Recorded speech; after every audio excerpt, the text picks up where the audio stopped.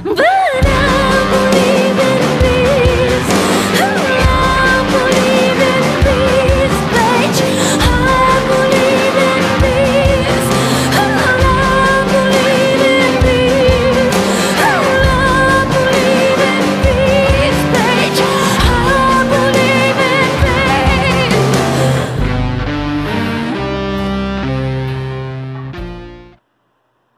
Hey guys,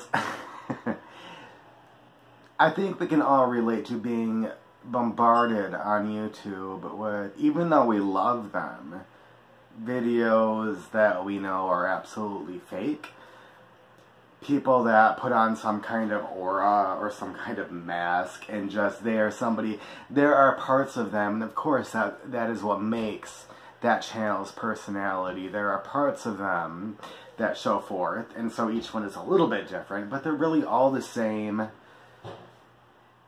in your face, same kind of speech, kind of shit they're giving you on their channels, and it's all just kind of the same, right? And that's because I think we all put on this kind of mask, this kind of aura, when we are speaking on a camera, and I'm trying so hard to get rid of that because, to me, the point of being an online presence is to be myself, and if I'm not doing that on camera, then I'm failing miserably if that's my goal. And that's my goal, is to really, to just be myself on camera, because I believe, obviously, people can relate more to that than they can any kind of fake bullshit. So, my video that you're about to see is a little bit of that. I'm not gonna lie. It is 100% honest and 100% true. But I put on this mask, like, this is how I need for you to see me, and I need to talk perfectly, and I'm gonna sound great. That's what part of this is. And I'm trying to get away from that. So after watching it, I'm happy with the video and happy with what it had to say, but it could have been a bit more authentic, I guess. So I'm just getting on here really quick to say that. And before I say so much that I re-record this for the 20th time, literally, tonight, we're going to go to the video. Hello everyone, me again, a day later. I want to thank everybody for the support that I got in my last video, the understanding, and for those that listened with an open mind to my story, and what happened. I fear that it wasn't enough. The night that happened, the night that things got really bad, after Simon had gotten... After he had gotten online and called me a monster and all this, and I came down, I think my exact words were, I am going to fucking ruin you. That's how much injustice I felt at the moment. Was, I did nothing wrong, and here you are, and I'm going to tear you apart for this. And his words back to me were, go ahead and try. He said, I have a channel of 5,000 subscribers and you have 500, Shane, go ahead and try. So this is me trying. I do not want to ruin Simon at the Hermit's Cave. But nor do I think it's fair that he got away scot-free. That he is now up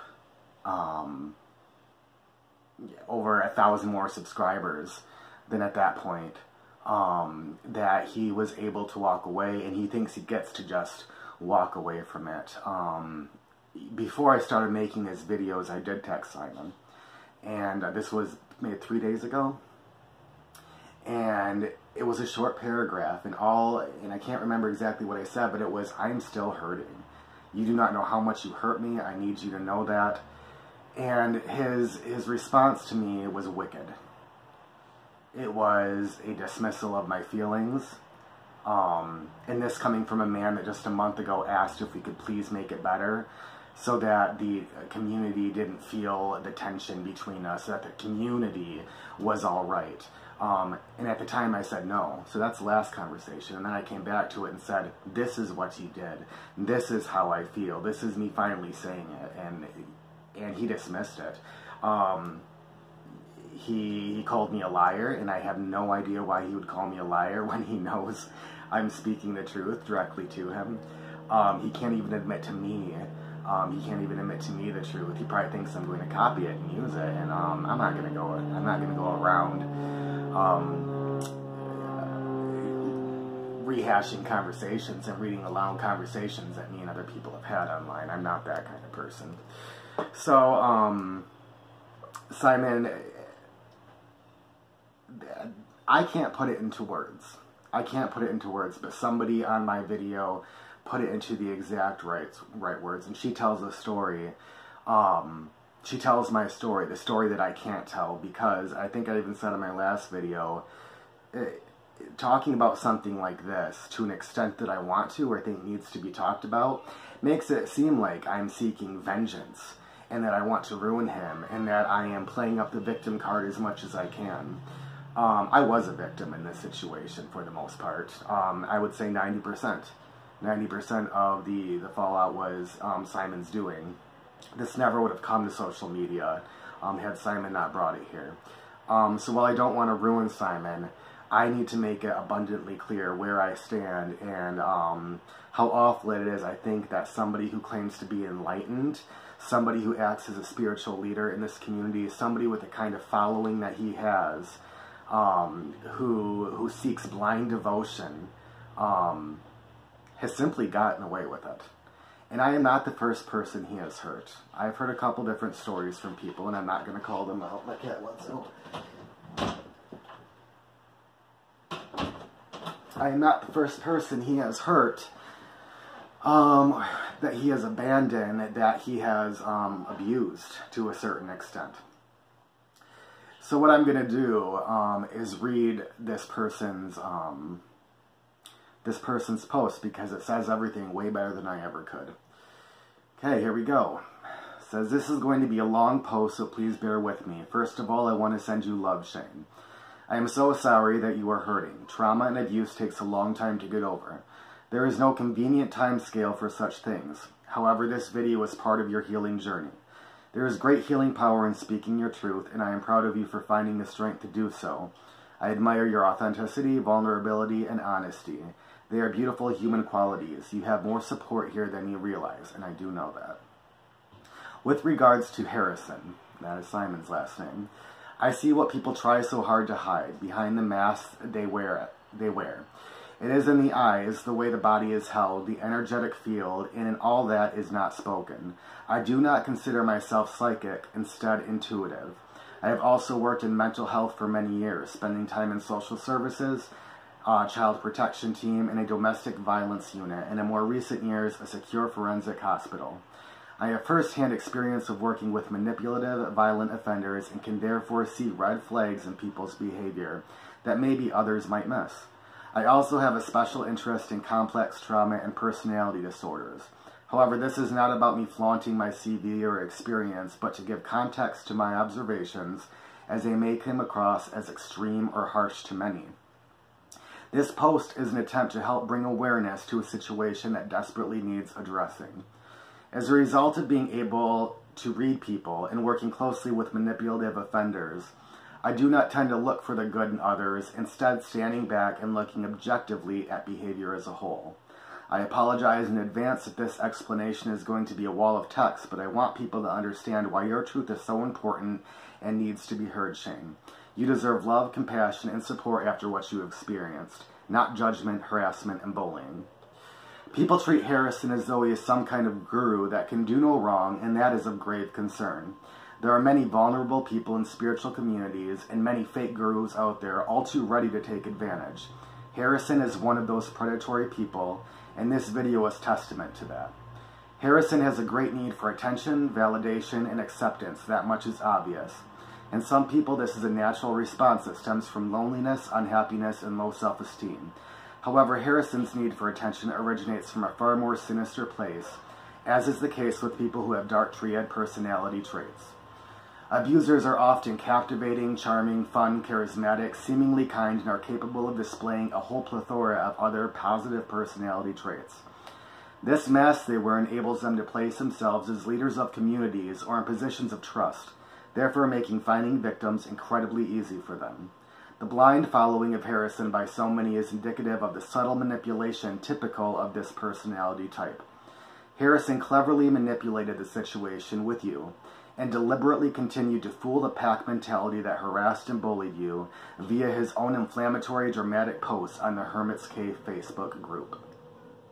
Harrison even preempted you telling the truth about the events of that night by passing off the fact that he tried it on with you, writing a post on Facebook saying that he had just innocently put his arm around you whilst watching videos on the sofa, and that he did not make a move on you. This was a huge red flag. He doth protest too much. I was not surprised when I watched the video you made shortly after that night, and it confirmed my suspicions, that this had indeed all arose as Harrison had violated your physical space and personal boundaries. Those with dark triad traits do not take well to being told no, or their plans going awry, and it is then that violence is often exhibited. Let's also not forget that Harrison knew full well that you had mental health issues and was a recovering alcoholic before he invited you to stay. That makes you a vulnerable person and an easy victim.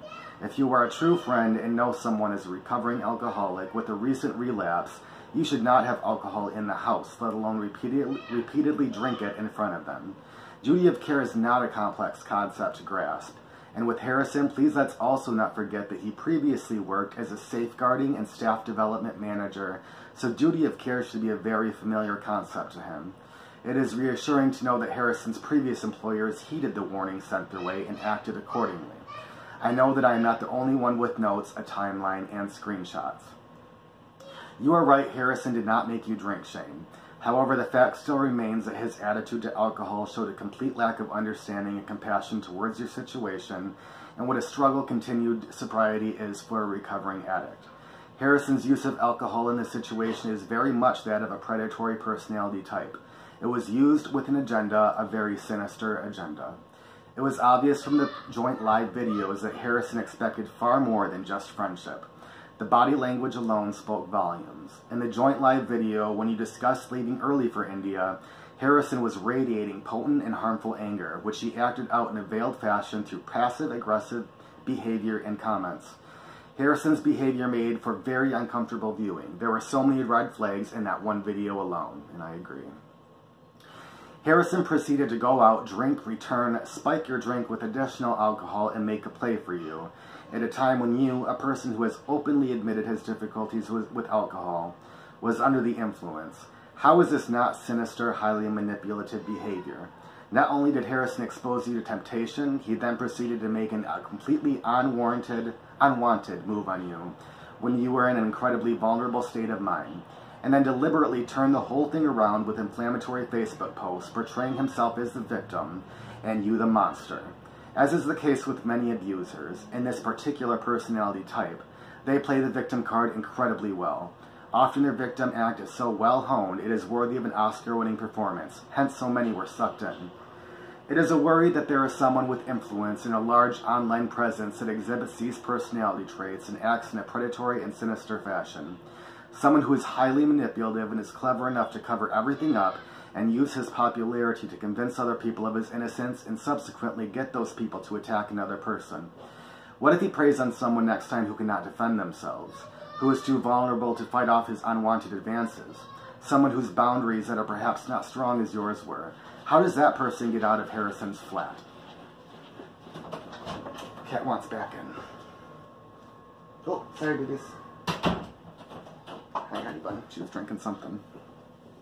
Maybe it will help other people to see the behavior in context if we pretend that you were a woman who found herself in this situation. Would we be looking at Harrison's behavior in the same light if he had acted this way towards a vulnerable female guest? Certainly not. Who was a recovering alcoholic with a history of mental health problems, or would we see it as a predatory and highly sinister act? I think deep down many people know the answer to that, even if they do not want to admit it. This has all been brushed under the carpet, which is a wonderful thing for Harrison, as he can continue with his reputation intact. A common turnaround for abusers. However, this is certainly not a wonderful thing for you and other vulnerable members of this online community, because Harrison has come away unscathed thus far. And that leaves someone at the very heart of a large online community who unequivocally has the potential to act in a predatory fashion again. It does not sit comfortably at all. In fact, it is of grave concern. Harrison is a toxic, manipulative, predatory, and dangerous abuser. And worryingly, Harrison is arranging a meetup for UK tarot readers. Easy pickings for Harrison, but potentially a very dangerous situation for the next victim, who has quite possibly already been earmarked and is probably being groomed as we speak. I sincerely hope people see the truth in what you have said here, Shane. I sincerely hope that nobody has to experience the trauma that you endured.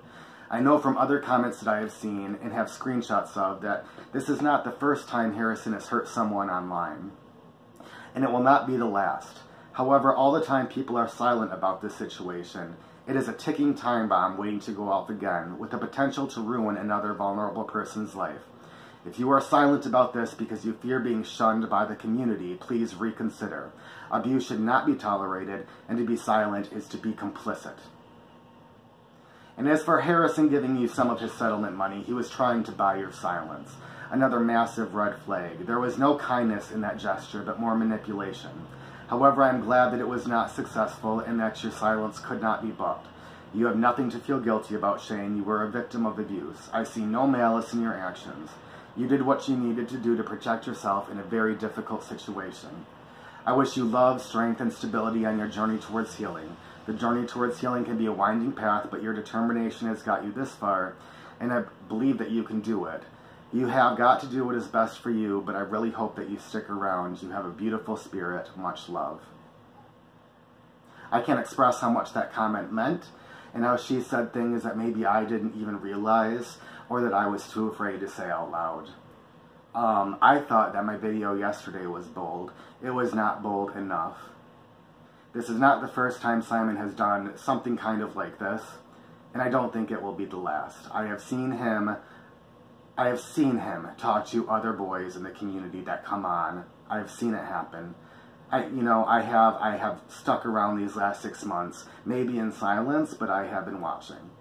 And I know when people are starting channels, Simon has a tendency to pay them some attention, and I see it happening in younger men when they enter the tarot community. I see him paying them a lot of attention, as he paid me a lot of attention when I joined. I am not a total victim. I was smart enough to realize some of this, but I did not see Simon going to the extent that he did, and I did not see him getting away with it. At the time I said, you will pay for this, I meant it, and I thought that people were smart enough to see this. I thought that all I needed to do was say this is what happened and people would see the truth of it. But because of the blind admiration and following that he has, people did not see this. I was silent for far too long. I was scared for my reputation, I was scared of the reaction, and I no longer want to be afraid of that, because this person is right. I can't be silenced. How will I feel 6 months again from now if I look back and say I should have said more, I should have done more? But this video needs to be here. And I don't know how Simon needs to recompense for everything he's done. I don't know the answer to that. I don't know what happens next. But I know that the truth needed to be here online. And this person has convinced me and made me realize, not made, and I don't mean to say that, I know that I need to do this. I know that this is what needs to happen. Hopefully I would have figured that out without this comment. Hopefully I would have figured that out. But this comment really helped me to understand exactly my role in this and what I can do to better the situation and to bring light to the situation. And this is it. I do not think this video will be nearly as popular or well received as the last one, nor do I give a shit. This is what happened. I hope that you guys can take a moment, breathe, consider the situation and see it for what it is. And I hope that this doesn't have to happen to anybody again in the future. That's all I got.